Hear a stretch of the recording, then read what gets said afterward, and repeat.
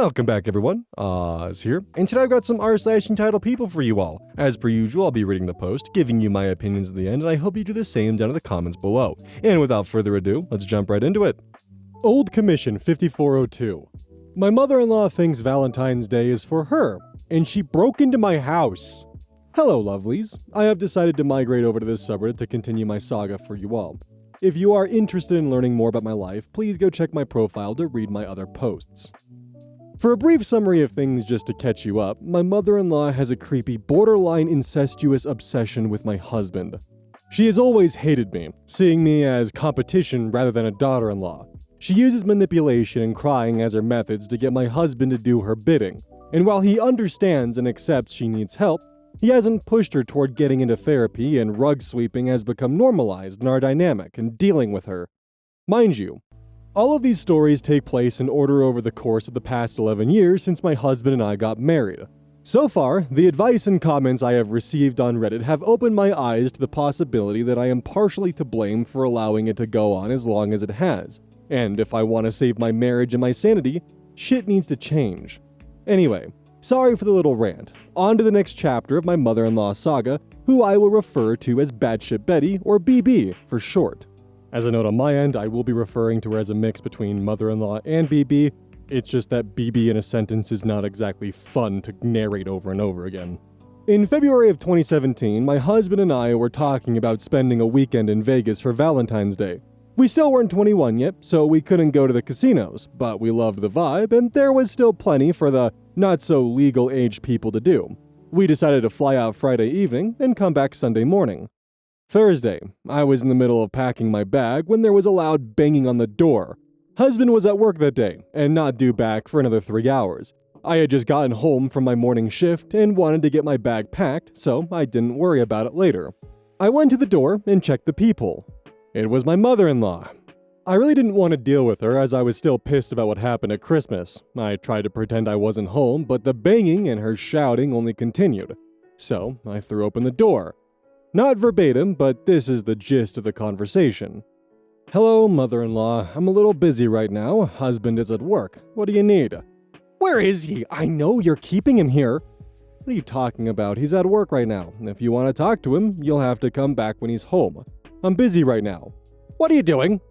Packing. For what? Husband and I are going to Vegas for the weekend. I'm just packing my bag today and we're flying out tomorrow. What do you mean? Husband said he was spending the weekend with me! I doubt that. Mother-in-law has a talent. She can lie without thinking about it, and what makes this talent even better, she believes it herself. Ask him. You'll see. Where is he now? I know you're keeping him there. BB, I'm not keeping your son hostage in my house. We're married. I've already told you he's at work. She tries to push past me, but I held my stance, blocking her from getting inside. This set her off, and she began screeching at me that she was going to call the cops because I was assaulting her. I told her to then go ahead, and that she wasn't welcome in my house. She stepped out the porch and took out her phone. I took the opportunity and closed the door and deadbolted it. Ha, bitch. I went to the kitchen and I could hear her screaming into the phone at whoever was unfortunate enough to answer it. Whoever it was, they deserved a raise for dealing with that woman. After a few minutes, she was back at my door, pounding on it. I guess the police told her she couldn't use them to break into someone else's house. They never showed up, by the way. I called my husband at work and told him his crazy mother is at our door, banging on it like a psycho. He sighed and hung up without saying anything. I then heard her phone ringing and she answered it. The switch was instantaneous. She went from screaming banshee to purring kitten in a matter of seconds. I couldn't hear what she was saying, but the progression of her mood going from joyful to sad was comical. She looked like she had just gotten her feelings put into a chokehold. She ran off the porch and got into her car and sped out of there. I thought that was the end of it, but it didn't end there. Husband was pissed when he got home. I asked him what was wrong, and he blew up at me. He told me that when he called her, she said that I tried to invite her to Vegas with them, and that I wanted them to enjoy Valentine's Day together without me. He said that I had ruined the Valentine's Day surprise he'd been planning by inviting her. No, bitch, I did not. I told him that wasn't true and that she made all of that up.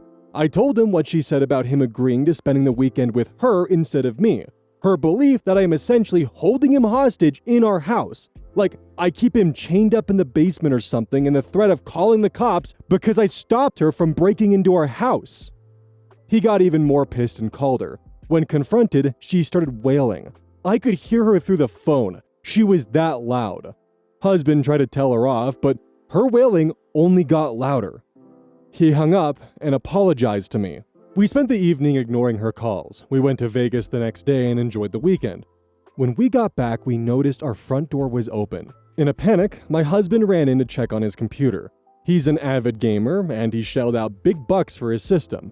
He had a PS3, an Xbox 360, even old vintage systems like the Super Nintendo and a Sega. He is quite the collector, and he has expanded it since then. Thankfully, we live in a decent neighborhood. Nothing was taken. Of his, anyway. We called the police and they walked us around the house, checking on everything to see what was taken.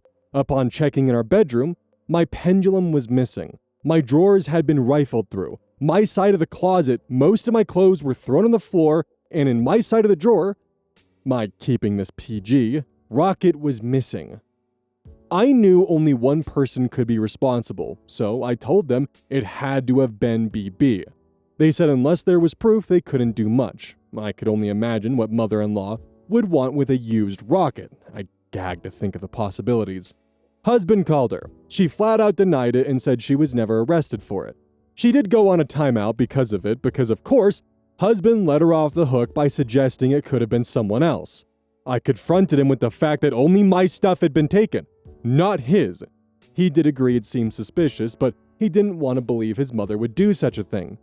Days later, when husband was visiting her, she started asking him questions about our sex life. Questions a parent should not be asking their children about. He got uncomfortable and asked to change the subject. She let it go after that. Yeah. Anyways, until next time, lovelies. Sounds like there is quite the history of this. And honestly, I'm kind of shocked the husband just took it at face value of like, oh yeah, no, it makes sense that you would definitely want me to go with my mom on Valentine's Day to Vegas and you would stay home. That makes sense. I'm going to believe that side of it. Especially considering that strained relationship. If I was OP, I would definitely look into investing into some kind of porch camera or something along those lines, especially if this kind of stuff has continued since 2017, since these events apparently occurred. In addition, if your husband was so willing to believe your mother-in-law and the obvious lie that she stated, sounds like you might have a husband issue on top of the mother-in-law problem that you're obviously having. Hopefully, in the last 8 years, OP and her husband have drawn lines in the sand and have at least put some boundaries in place for their mother-in-law. If not, and if you've lived like this for 8 years, and your husband has allowed this to continue, I can understand why some people were definitely beginning to side-eye you and point the blame your direction for not setting up any boundaries. But what I will say is if your husband isn't willing to set up any boundaries, then you definitely need to figure out where you want to go from there. Perhaps the reason why these are being posted now, after 8 years of time, is that OP is actively looking for advice or trying to figure out how to handle this situation. Desperate Earth 6763. My crazy neighbor poisoned my creek and stole water. This is my post in Neighbors from Hell. I live on a large property with a small house in the front. There are many small hot springs in the semi-rural mountain area that I live in, with many used by homeowners in their backyard. Many are piped indoors, but some have hot tubs built around them. I happen to have an active one in my backyard. Picture an in-ground hot tub being fed in from the hot spring, near my left neighbor's house. I'll call her CN for crazy neighbor. A small stream runs through the far backyards of the neighborhood, and it's used for gardens and little nature areas that everyone on the street enjoys. I have my small fruit/pepper garden watered by this stream and take really good care of it. For some visualization, it has a good amount of water flowing down and everyone on the street uses it in some way. My right neighbor, who's a really chill dude who I'll call Jay, has small pools he made that are fed by the stream, and 2 neighbors down has a garden similar to mine. Now on to the actual story. When I bought the house, the previous owners were sued by crazy neighbor, her claiming that the land was rightfully hers. I don't know the details of her argument, but it was thrown out as far as I know. The previous owners warned me of crazy neighbor and not to engage with her family. When I moved in, crazy neighbor's kids, I'd say probably 8 or 9 and 10, brought over cookies and welcomed me to the neighborhood. I thought that the previous owner was exaggerating as they seemed sweet. I invited Crazy Neighbor and her family to a small barbecue, and they accepted. The second that they got in the house, Crazy Neighbor started to explain the rules of the neighborhood. I thought it was pretty normal, like to not play loud music after 9, keep your car in the driveway to keep the street uncluttered, etc. Common sense rules. Until she got to some rules regarding the stream in the hot springs. She said that the kids were allowed in all parts of the stream, in private backyards, and that everyone could use each other's hot springs. I have the only hot spring on the street, so I was surprised by that. I interrupted her and told her that I wasn't comfortable with those, and she scoffed, saying that all the neighbors were fine with it. I told her that I still wasn't comfortable with it.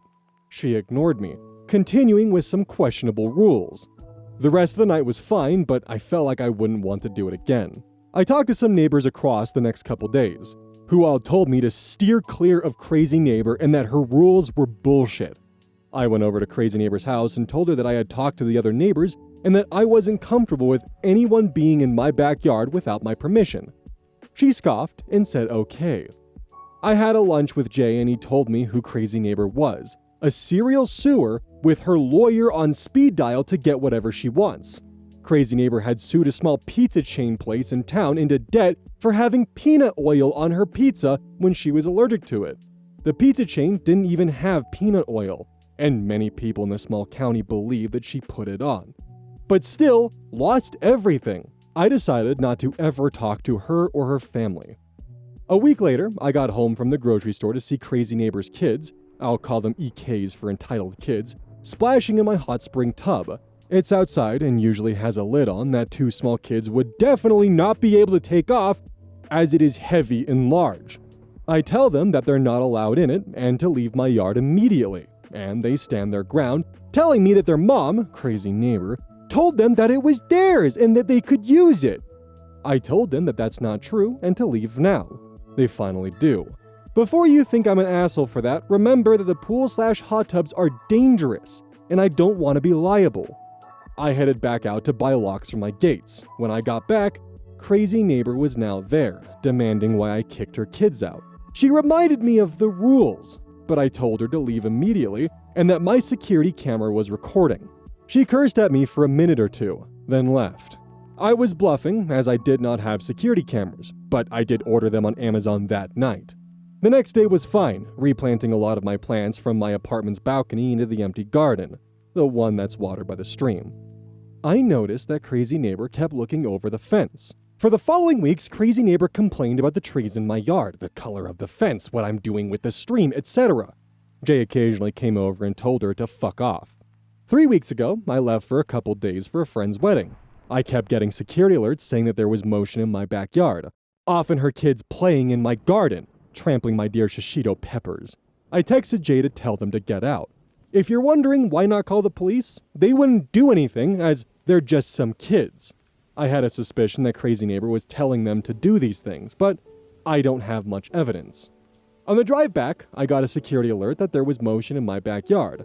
I didn't check as I was driving, but when I stopped for gas, I checked and saw Crazy Neighbor instructing a plumbing team to install piping from my hot spring into their yard. I had it save all of the footage and I sent messages to Jay about it. Jay told them that they weren't allowed to be doing that, but since it wasn't his house, they didn't listen to him. I called the police and they went, but they had already installed the piping. The team was just leaving through the gate with a broken lock on the ground. When the police showed up, they said that they had been hired by the homeowner. The police waited for me to get there while talking to the team of workers, and I told them that I was the homeowner and that I hadn't paid them to do it. They looked confused. I went with the police into the backyard and I started ripping the unsecured piping out with a crowbar. Crazy Neighbor starts shrieking from her yard and puts her head over the fence and starts yelling that I'm destroying private property and that she would sue me. Crazy Neighbor then says that she has a contract with the owner of the house to have my hot spring water. The police are now confused. She shows a contract that read that she was paying me $2 per month in exchange for the water. Crazy Neighbor won't give it to me, so I could look at it, besides waving it around in the air. The police eventually leave and warn me not to destroy the piping. I rip up the small pipe that connects to the source as she's telling me that she'll see me in court. I contacted my lawyer and she said that Crazy Neighbor had no case, as she didn't know my signature and it would be easy to prove it was forged. I still haven't been served by crazy neighbor's lawyers, but know that I will soon. In the meantime, I've been sitting in the hot tub for long baths while talking to myself loudly about how much I love it. Petty, but it made me feel good hearing the growls from across the fence. This is the final thing that made me post here. My garden wilting and dying at an unnatural rate. I heard a commotion out in crazy neighbor's yard and I peeked over and saw her slowly pouring a massive jug of chemicals into the communal stream, which goes down to mine. I don't know if it's herbicides, plant killer, or something like bleach. It doesn't smell like bleach, so I don't think it's that. But it's rapidly killing my plants. I haven't eaten any of the fruit/peppers since, as I'm worried I might get sick. I think that if I can get definitive proof of her doing it, I can maybe use it in court to prove how crazy she is. People swim in pools from the stream, so I warned Jay not to for the time being, and told him to tell others. I know one neighbor removed her garden from the soil and moved it away from the stream, just in case it got down to hers. I'm unsure of what I should do next. I don't think I live in a two-party consent state for video recording, as it doesn't list it as one on the PDF I found. I might cross-post this into legal advice just in case. I do already have a lawyer, but it might be useful hearing free opinions from the internet. Edit. I forgot to say that I had water testing sticks arriving tomorrow. Too long didn't read, crazy neighbor steals hot spring water and pours chemicals into communal stream, poisoning my garden. That's not even close to being the end of it. There are 15 updates that follow this one of the tale of what has followed, each one being about a paragraph apiece. Let's dig in and find out what all has happened. Update 1. Jay offered to use a large drum in his garage to temporarily remove the water from the stream, and seeing your comments, I'm taking him up on his deal. All the neighbors down the street that I've talked to so far, 2 besides Jay, agreed. One, who has 2 sons, said they might block off the start of the stream. It is a small outlet of a moderately sized creek. It will probably be blocked off, not that hard. Jay said that he can probably get the drum in place by tonight, as his dad can help. Jay also has a sweet dog and definitely wants to protect it. I'm going to remove my plants from the soil nearby the stream. Also, for reference, in size of the stream, it's about 1 to 2 feet across. Truly just a stream. There's lots of obstacles and things that would probably filter out, but we definitely still have to be safe. I'll update later tonight or tomorrow. Update 2. Big news! The nice neighbor's kids dammed up the stream at where it starts. It's a couple of pieces of wood, a branch or 2, and a lot of small rocks. There's still a tiny bit of water flowing, but it's absorbed by the soil higher up before crazy neighbor. Jay got the drum out, but we turned out not to need it. There's water still in the pools in his backyard, and we plan to do a water test. Apparently, pH tests are sold in a store just 10 minutes away, so I'll head down there as soon as I finish this post. Update 3. Jay's getting the pH test and an oxygen level test, but I don't know how oxygen levels would play into it. I'll look at responses and figure out what to do next. I will call authorities soon. Update 4. The water test. pH came lower than the creek water before crazy neighbor's house, a full 0.9 lower. Nitrates a bit higher, dissolved oxygen significantly lower. That's the only real changes in between the 2 tests. I wonder if she just poured a lot of vinegar. I think herbicides do change pH, but 0.9 is quite a bit, I think. Update 5. Big update. The makeshift dam broke and water has been flowing down, but it's been slow. Crazy neighbor complained to a neighbor up the street that she's on speaking terms with about me being a major asshole for not letting her kids use my hot spring tub. She let it slip that she poured household vinegar in the stream as justice. The neighbor was also shown the contract for the pipes, and she said that she didn't even have it signed by me. She and her lawyer had it signed, but without any signature space for me.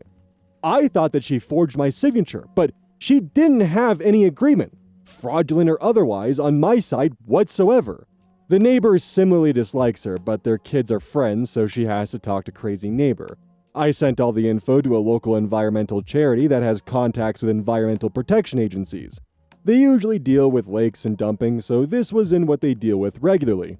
The police were outside crazy neighbor's house a couple of hours ago and took her to the station. Crazy neighbor is back at her house, now yelling over the fence profanities while I'm having a coffee. I don't know if they arrested her and she paid bail, or that she was just taken in for questioning or something.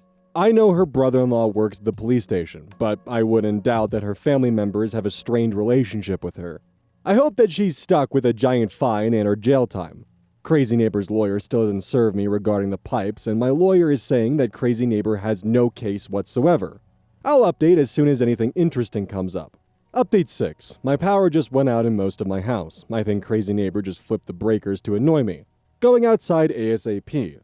Update 7. Crazy Neighbor indeed did flip the breakers. As far as I know, the security camera has an internal battery for some time after it's disconnected from the power, so I don't have to worry about her doing anything. Revenge discussion post. Apparently they posted a post on r/neighbors from hell asking for revenge ideas. There's nothing really worth going into in this one. Also, quick insert on my end here. Why did you have your house's power go out, update on Reddit, and then go and check the breaker, then update again? Why not just go fix the breaker, get your house's power turned back on, then do an update that your neighbor turned the breaker off? That's, I don't know, odd in my book. Update 8. I called the owner of the copy print delivery shop and he agreed to what I said in the previous post. I removed all the pipes from my yard and put them into bags. I didn't have as much plastic bags and boxes as I thought, so I'm paying extra for the owner of the copy shop to supply them. He just delivered the first one to Crazy Neighbor. I watched from the street, and Crazy Neighbor's husband answered. He shouted for Crazy Neighbor, and she came up. I didn't hear any of the discussion, but she signed the delivery sheet, took the package of a small corner pipe piece, and stormed into her house. She went up to the second-story window and proceeded to glare at me since. Still glaring as I sit on my couch while writing this. Working from home will be so nice for watching this. Update 9.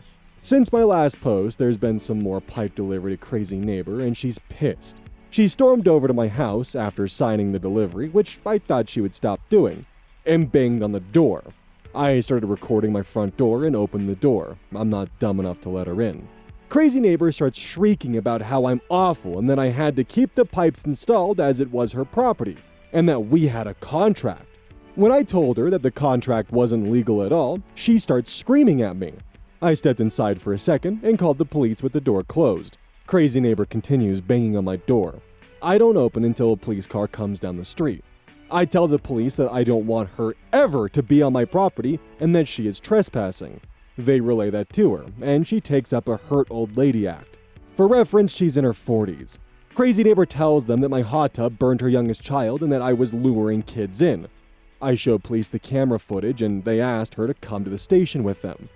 I'm assuming that she made some fake report, but I guess that'll be another charge of lying to a police officer. I think that the officer, not Crazy Neighbor's brother-in-law, believed me and saw that she was in fact a crazy neighbor. I saw Crazy Neighbor get back into her house and once again went up to the top window, staring. I closed the blinds. I thought she would stop. Honestly, it doesn't bother me, but to my surprise, she crosses the street to the side of the hill. There's a slope on the other side of the street from the houses. There's more houses at the slope. And stares through my front window. I don't have blinds for that one and was about to head to a different room when I see her trip backwards, there's a small ditch for runoff, and land on her butt. Crazy Neighbor lets out an ungodly shriek, and it wasn't that loud, but I like to say it was, as she storms back into her house. I feel at this point, with all the stuff from my lawyer, from Reddit, and neighbors saying that I am completely in the right and that Crazy Neighbor is insane, has made this more into an entertainment than a scary situation from me. I have multiple locks arriving in a couple days and a new security camera for the side yard. If you have any legal suggestions, please tell me. If there's anything I should be aware of, please tell me. Update 9. I've been told that messing with Crazy Neighbor is probably not going to help out legally, especially with a restraining order. So I just told the copy shop owner just to deliver it all at once. I don't know if that's happened yet, but I'm fine not looking when it happens. I will file a restraining order today. I don't know how it works, but I hope I can complete it today. No new news from Crazy Neighbor except Jay saying that she looked really mad. I know this isn't a big update, but it's an update on the situation. Update 10. This happened last night and I was too tired to update after it. Crazy Neighbor's husband, I'll call him NH for neighbor husband, knocked on my door last night. Alone. Crazy Neighbor wasn't there, so I answered it. He then tells me that Crazy Neighbor is going through some things right now, and some other stuff. He then asks me if I could let sleeping dogs lie. She did some stuff wrong, but she's a really good person. I told him that I would consider it.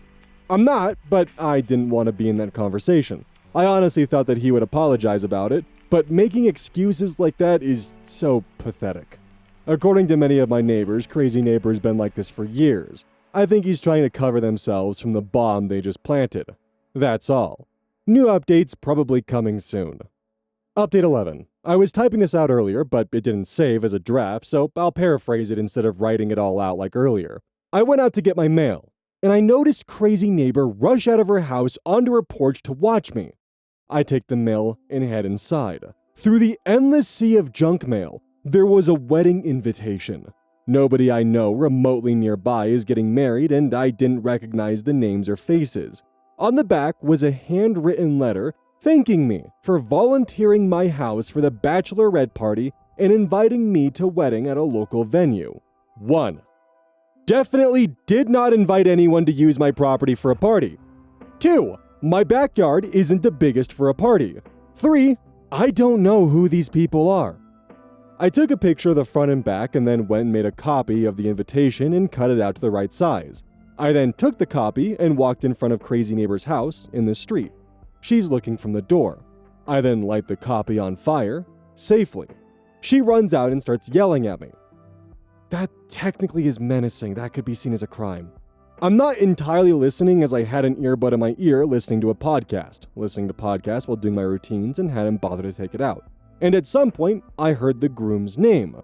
Clearly, she was behind it. I knew before, this just solidified the fact. I called her husband and told him that I was not hosting the bachelorette party and to leave me alone. He asks which one. I told him the names of the bride and the groom. He's audibly surprised. He then tells me that the groom is Crazy Neighbor's son from a teenage pregnancy, not with him. He then said that he would talk to Crazy Neighbor about it, calling it an accident. I find the name of the dad of the groom and call him. He sounded super genuinely grateful when I told him who I was, asking him about Crazy Neighbor, and he said that she had left the baby with him, and when he had sued for child support, the judge said that it was his poor choices that led to the baby and he was responsible for it, without child support. I told him the situation, and he sounded defeated. Apparently, the groom had been quick to forgive his absent mother, Crazy Neighbor, and had invited her against the dad's wishes. He said that he would tell the groom and the bride about the situation. I then had a thought that would be the absolute perfect revenge. I offered to host the party for free with 2 rules. They don't damage anything and clean everything up. Crazy Neighbor is blocked at the door of the wedding despite her invitation. 3. My invite to the wedding still stands. He said he would discuss it with the bride and groom. Even if he says no, it's worth a try.